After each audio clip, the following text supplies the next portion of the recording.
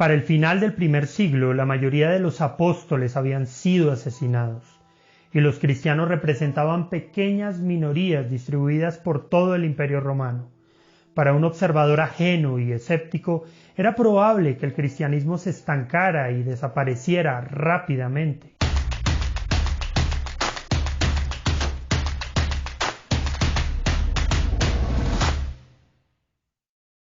Sumado a este pronóstico, era necesario tener en cuenta el hecho de que el imperio era cada vez más hostil con el cristianismo y, por sobre todo, la nueva fe tenía en contra que sus valores se estaban contraponiendo a los valores de la cultura greco-romana cada vez más. Pero los cristianos tenían muy clara su posición y los casi seguros sufrimientos que experimentarían producto de su fe.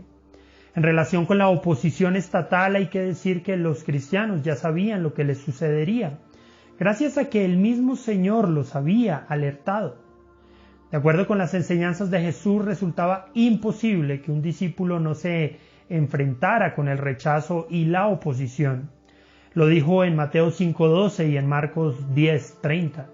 Sin embargo, a diferencia de la enseñanza de otras religiones, Jesús había enseñado que esta situación, lejos de generar odio, debía llevar al discípulo a orar por sus perseguidores.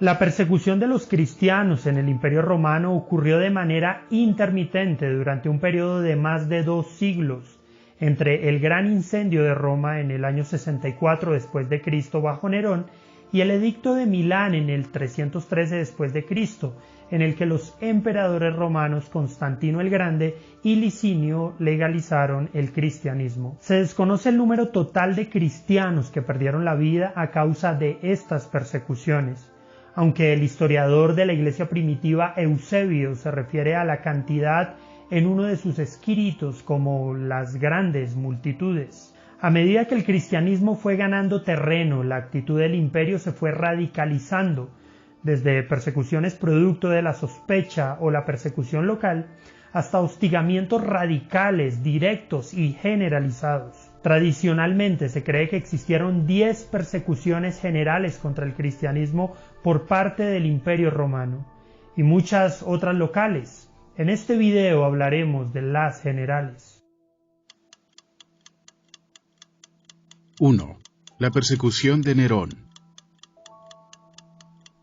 La primera persecución dirigida por el imperio hacia el cristianismo se dio en el año 64 después de Cristo, durante los tiempos del emperador Nerón. Roma había sido incendiada y al parecer la única justificación coherente que encontró el emperador fue culpar a los cristianos. No se tiene evidencia de que alguien fuera de la comunidad cristiana protestara por el hecho de haber culpado a los seguidores de Jesús de esta tragedia, lo que podría suponer que el cristianismo ya era bastante impopular entre los ciudadanos de la capital del imperio. También se cree que durante esta ola de persecución murieron los apóstoles Pedro y Pablo. 2. La persecución de Domiciano. La segunda persecución al parecer se habría dado durante el gobierno del emperador Domiciano, entre el año 90 y 96 después de Cristo. A pesar de que durante este periodo hubo confrontación entre el pensamiento cristiano y el pagano, algunos estudios e investigaciones modernas han sugerido que no fue de grandes dimensiones. Se dieron algunos asesinatos y destierros, pero no al nivel de las siguientes persecuciones. 3. La persecución de Trajano. Lo que comúnmente llamamos tercera persecución se dio bajo el emperador Trajano entre el año 98 y 117. El emperador no simpatizaba con el cristianismo, así que a pesar de no perseguirlos de manera directa, si alguien los acusaba se podía proceder en su contra. Como consecuencia, el solo hecho de ser cristiano ya representaba una posible sanción legal. 4. La persecución de Adriano. La cuarta persecución se dio bajo el emperador Adriano, del 117 al 138 después de Cristo. Aunque este emperador fue más indulgente con los cristianos, Durante este periodo se siguió manteniendo la persecución legal a los seguidores de Jesús. 5. La persecución de Marco Aurelio. La quinta persecución sucedió durante el gobierno de Marco Aurelio, entre el año 161 y el 180 después de Cristo. A pesar de ser considerado como un emperador ilustrado, no escondió su aversión hacia el cristianismo. En el año 177 después de Cristo instigó a una persecución en la ciudad de León. También impulsó a Celso a escribir un tratado en contra del cristianismo.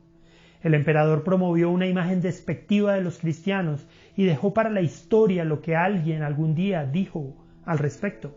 Lo que justifica la eliminación física de los cristianos es, ni más ni menos, que creen de manera diferente, que contemplan la existencia de manera diferente, que viven de manera diferente.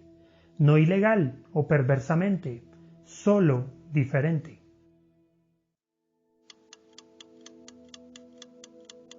6. La persecución de Septimio Severo.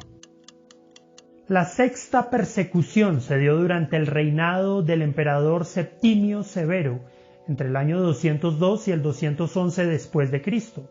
Durante este periodo, convertirse en cristiano y bautizarse se volvió un acto ilegal y castigable con la muerte. 7. La persecución de Maximino Tracio. Durante el periodo del emperador Maximino Tracio, en el 235 después de Cristo, se produjo la séptima persecución que duró hasta el año 236. El emperador promulgó un edicto u orden de ejecución contra los dirigentes cristianos. 8. La persecución de Decio. Pero la anterior persecución solo sería un pequeño anticipo de la que se produciría en el reinado del emperador Decio, durante la octava persecución entre el año 249 y el 251 después de Cristo. Para aquel entonces el imperio no consideraba a los cristianos meramente como chivos expiatorios, como en el tiempo de Nerón, miembros de una minoría despreciable a los que podía ejecutarse si se hacía pública su condición, como en el periodo de Trajano, o seguidores de un culto repugnante que merecía la prohibición y la muerte, como en los tiempos de Marco Aurelio. Se habían convertido en un grupo social cuya escala de valores e influencia se oponían directamente con los del imperio. 9. La persecución de Valeriano. En el año 257 después de Cristo, bajo el emperador Valeriano, se produjo la novena persecución, entre los años 257 y 260 después de Cristo, en la que se prohibieron las reuniones cristianas y se arrestaron a numerosos obispos. Quizás esperaba que el ataque contra los dirigentes debilitara el movimiento, pero la estrategia de Valeriano no dio los resultados que esperaba. Al año siguiente, convencido de que la aniquilación de la jerarquía no se traduciría en el final del cristianismo, ordenó la ejecución de todos los diáconos y laicos de relevancia que no apostataran. La nueva medida estuvo en vigor durante 2 años y solo concluyó cuando Galieno decidió derogarla y devolver sus propiedades a las iglesias. 10. La persecución de Diocleciano.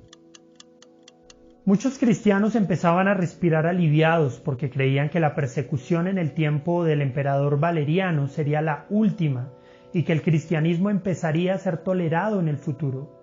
Sin embargo, la realidad era que le esperaba una de sus peores pruebas. En el 303 después de Cristo, Diocleciano ordenó por influencia de Galerio la destrucción de las iglesias y la quema de todos los volúmenes donde aparecieran recopiladas porciones de las Sagradas Escrituras en lo que sería la 10ª y última gran persecución. Se trataba, como había sucedido con Valeriano, solo de un primer paso.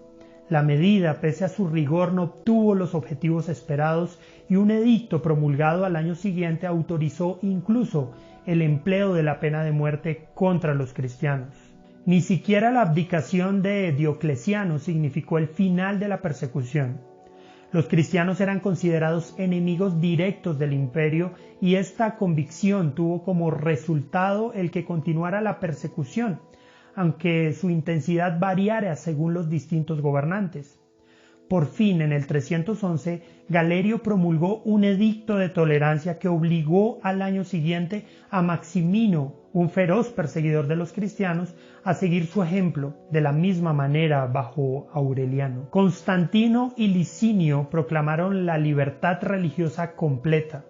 A partir de este momento se dan por concluidas las persecuciones imperiales, aunque lo cierto es que tanto Licinio como Juliano las desencadenarían nuevamente en intentos agónicos de aplastar el cristianismo e imponer de nuevo el paganismo. Pero, ¿qué consecuencias tuvieron estas persecuciones? Estas persecuciones influyeron fuertemente en el desarrollo del cristianismo, dando forma a la teología cristiana y a la estructura de la Iglesia.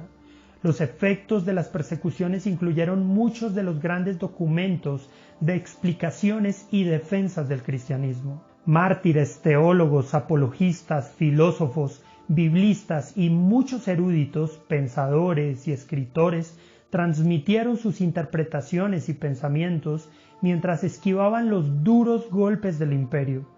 Gran parte de las formas en las que concebimos y vivimos el cristianismo hoy se moldearon durante las persecuciones de estos casi 3 siglos. Sin embargo, muchos de los testimonios de fe, templanza y carácter de los creyentes de estos tiempos han llegado hasta nosotros para inspirarnos y retarnos.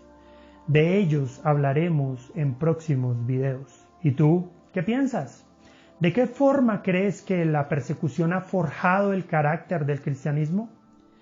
¿Crees que de alguna manera la persecución es necesaria? Déjanos tus comentarios y suscríbete a nuestro canal para ver más contenido como este.